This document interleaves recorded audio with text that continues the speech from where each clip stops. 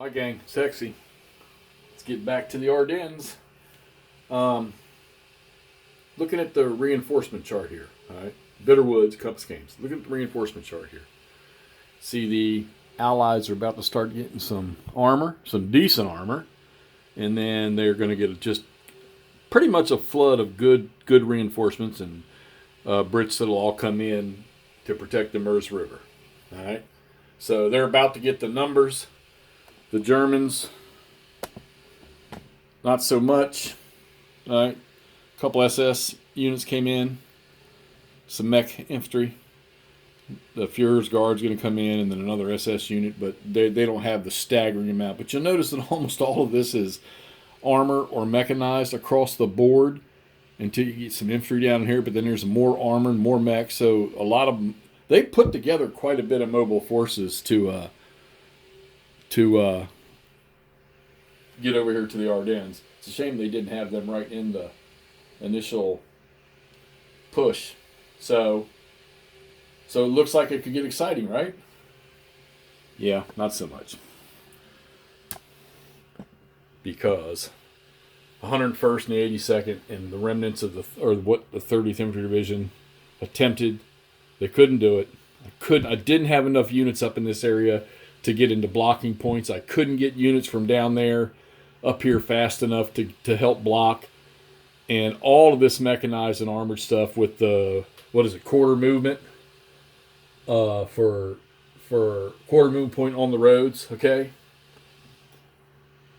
These guys were they were out of supply. They've already exited. The other two mech units that were here had to turn back to help fight. And there was another armor unit he had to turn. He was going to be one of the exiting units. He had to fight.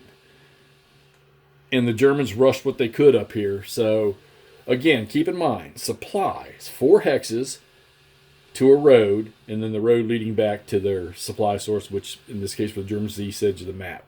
Well, here we go. Not only did we get 3 armor units off, we got 4.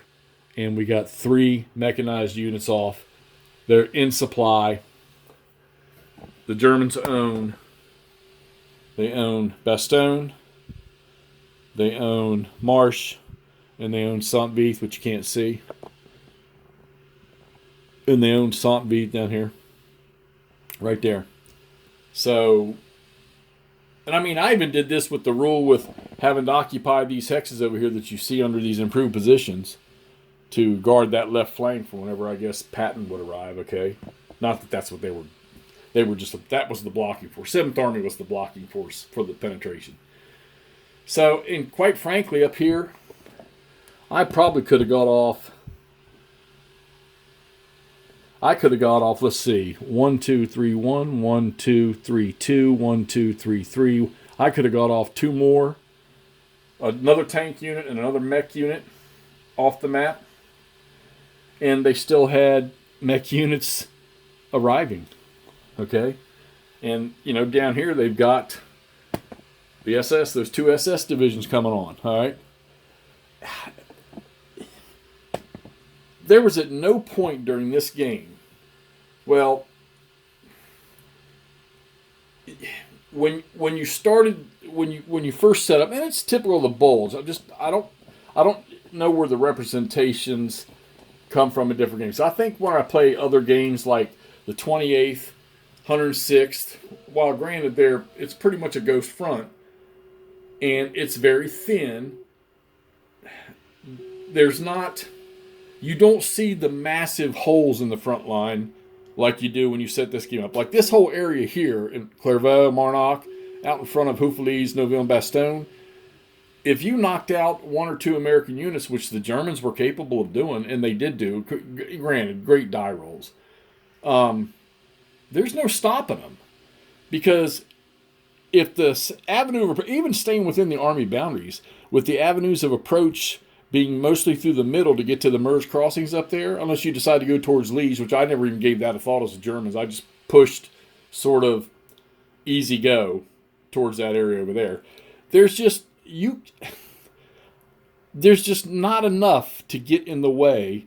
You can throw small infantry units down in there, maybe some of the combat command, but when you've got multiple Panzer and multiple Panzer Grenadier units hitting these things. And then if you're lucky enough to get some rocket artillery in there, which the German artillery itself, the regular artillery, didn't play too much of a role after the first or second game turn because they moved so slow it wasn't funny. But the rockets, those were all mostly in half tracks, and they were able to move pretty decent.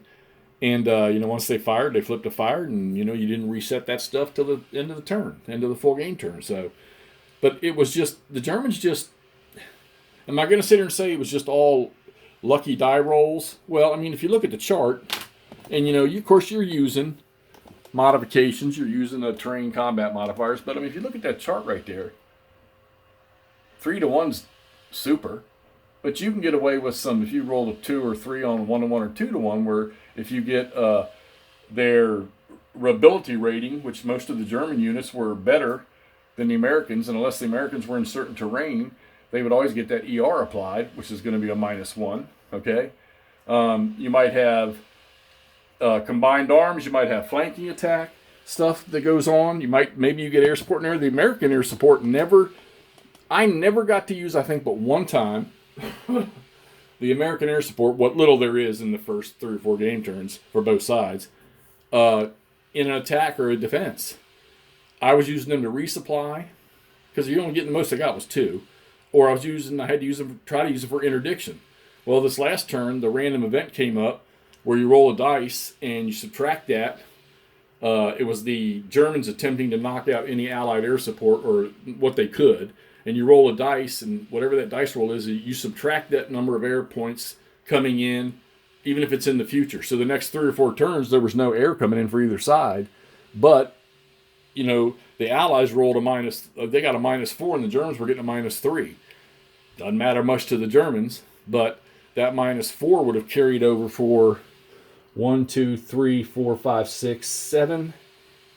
The next 8 game turns for the Allies. They would have ended up with 2 air support on the evening of December 23rd. But this one's not going to get to the 23rd.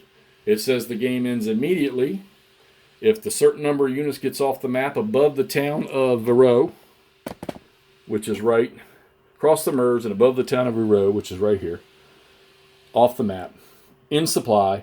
And, of course, you check that the minute they exit, because the game's got to end the minute they exit. And the 3 other objectives on the map are taken, which they've been secure. Jeez. So Saint-Vith has been secured since the 2nd game turn. Bastogne since the 3rd or 4th. And Marche was slightly after Bastogne because there was nothing there to stop them. I just could not get enough forces. Now, one of the things I think that killed the Americans, so, yes, it's the Ardennes, and the weather was crap.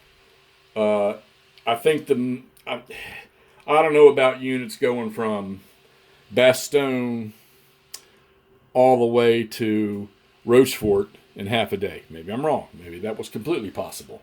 Maybe the roads were good enough to do that. But not that they could, but they could get pretty close to there. I mean, you get one of these German armor units that has a movement factor of 5, and then you're putting them on a road. All right? So, but one of the killers was, because of the German mobility compared to what the U.S. had, all right, other than the German or American artillery can move much better than the German artillery, is that with that mobility, they could put units to where if they just get a retreat out of a combat on the American unit and they had the zone of controls, they would be eliminated. So you could have a full German or American combat command, or a full infantry regiment that has a full strength reduced to half strength and then reduced to eliminated, going from full strength to eliminated because it can't retreat. So I'm thinking that maybe a little help to this would be like if a unit has to retreat through his own control, maybe he just loses a step and then continues one more hex. That might have made it. That could have slowed the German advance down. I don't want to say massively, but I'm sure it would have helped. So, mobility for the mechanized forces for Germany and the amount that they have is just amazing. in this thing. How, and if, of course, like I said, you get a lot of combat die rolls that are super low for the Germans, and you get these, which I got a lot of like D3s and D4s where the defender has to retreat 3 or 4 hexes, and the attacking unit, other than under certain circumstances, can move that number of hexes in advance as long as the first hex is the one that the defender evacuated. So if they get a D4, they use their first one, and it's not in movement points, it's in hexes. They move the first one into the hex that vacated, and then the other 3, they can go wherever they want. And if you were mechanized or armor, if you were moving along a road, and let's say you got an attack that ended up in a D4, well, you get 1.5 times what the advance would be. So if he got an advance of 4 or D4, he would advance 4, multiply that by 1.5, he ends up getting 6. So you figure he might, let's say he moved 12 hexes along a road to get into attack, then he attacks and ends up with a D4, and he stays along that road, he's going to move 6 more. He's going to end up moving 18 hexes just in that turn. So that explains the drastic advance, I would say, of the Germans. Which, I mean, if you think about it, they were 10th in a late war blitzkrieg, trying to get to the ports again, to split the Americans and the British in half and cause a whole bunch of dysfunction and maybe knocking them out of the war. I don't know. We know that it didn't happen.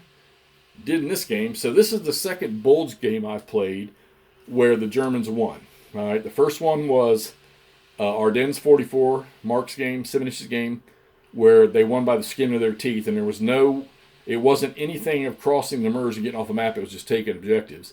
This game here was the full strategic level of victory of taking some victory objectives or some objectives and exiting units off the map in supply in the numbers needed, and that was done. So there you go. This is a fun game. This was easy to play. Not so easy that you would just laugh at. Not so easy that it was just stupid and you got nothing out of it.